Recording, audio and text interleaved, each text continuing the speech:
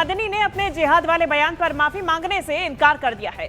News 18 India से बात करते हुए मौलाना महमूद मदनी ने कहा कि उन्होंने जो भी कहा सोच समझकर और पूरी जिम्मेदारी के साथ कहा है। उन्होंने यह भी दावा किया कि जिहाद एक पवित्र इस्लामिक शब्द है, लेकिन इसे जानबूझकर बदनाम किया जा रहा है।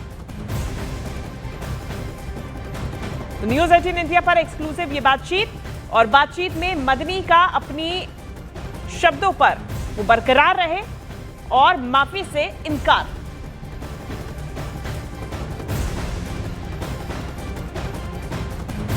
चलिए आपको पूरा मामला क्या है ये भी बता देते हैं। उन्होंने बयान दिया था कि जिहाद जिंदा रहेगा, जिहाद बरकरार रहेगा। अब इस पर जब सवाल किया गया तो उन्होंने कहा कि जिहाद जो शब्द है वो एक पवित्र शब्द है जिसे जानबूझकर बदनाम किया गया है।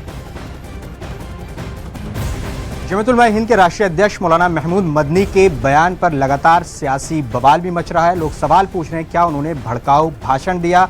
न्यूज़ 18 इंडिया पर एक्सक्लूसिव बातचीत करने के लिए मौजूद हैं मौलाना महमूद मदनी साहब।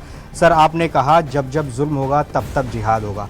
लोग ये कह रहे हैं कि आपने भड़काऊ भाषण दिया, मुसलमानों को उकसाने की बात की। हालांकि आपने जो पूरा स्टेटमेंट दिया वो जिहाद को आपने कहा कि एक पवित्र शब्द को बदनाम किया जा रहा है। इस पर आपका क्या कहना है जो लगातार सवाल आपसे पूछ रहे हैं? अभी जो हमारा तो बहुत ही क्लियर है, जो बात कही गई है तो ये कि ऐसी बोलने में नहीं कही गई, बल्कि वो सब लिख करके तैयार किया गया। वेल प्रिपेयर्ड डॉक्यूमेंट है वो।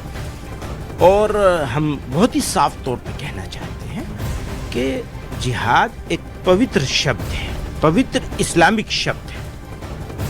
इस शब्द को जिस तरह बदनाम किया जा रहा है ये मुसलमानों के लिए अनएक्सेप्टेबल है। हम इसको कभी भी एक्सेप्ट नहीं कर सकते। बहुत दिनों से सोच रहे थे कि नीचे वाले कुछ कर रहे हैं, चलो छोड़ दो, सोसाइटी खड़ी होगी, सीनियर लीडर्स खड़े होंगे, पार्टियां खड़ी होंगी, सरकारें उसको रोकेंगी, कोर्ट रोकेगी। कोई रोकने को तैयार नहीं, कोई सुनने को तैयार नहीं। गाली बके जा रहे हैं और वो वहां तक ऊपर तक पहुंच गया कि चीफ मिनिस्टरों ने और यूनियन मिनिस्टरों ने गाली बकनी शुरू कर दी इस्लाम को। वो कह करके जिहाद जिहाद कह के हर चीज को जिहाद के साथ जोड़ दिया।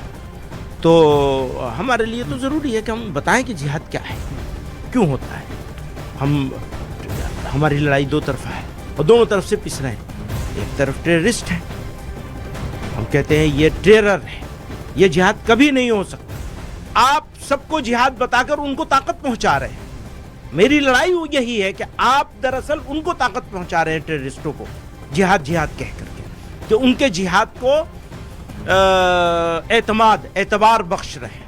तो मेरे लिए जरूरी था कि मैं उनको क्या कहेंगे जो आपकी आलोचना कर रहे हैं, आपको कह रहे हैं कि भड़काऊ भाषण आपने दिया? मुझे ऐसा लगता है कि बेचारे नासमझ हैं।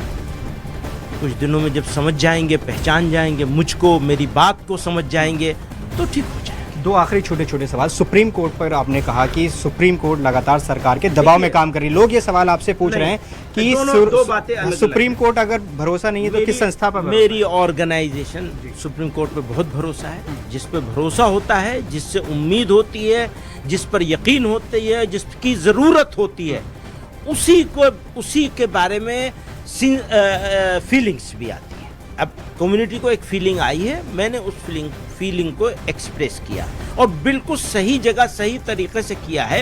हो सकता है मैं गलत हूं, लेकिन मेरी फीलिंग के हिसाब से, मेरी कम्युनिटी के फीलिंग के हिसाब से बाबरी मस्जिद का फैसला आपके हिसाब से नहीं है? देखिए, अब बाबरी मस्जिद को जो बात मैंने वहां कहनी थी वो मैंने कह दी है। आप कुछ और कहना चाहते हैं तो मुझसे आखिरी सवाल वंदे मातरम को लेकर। आपने कहा कि जिंदा कौमें सरेंडर नहीं करती और वंदे मातरम आपको बोला जाएगा, आप बोल देंगे। हाँ। तो वंदे मातरम पर चर्चा भी होनी है। तो अगर सर इकेश्वरवादी है, इकेश्वरवादी है, एक खुदा के मानने वाले हैं, एक ईश्वर की पूजा करने वाले हैं।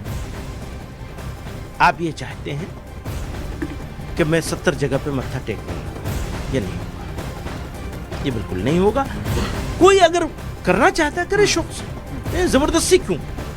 तो बच्चों के साथ स्कूलों में जगह जगह जबरदस्ती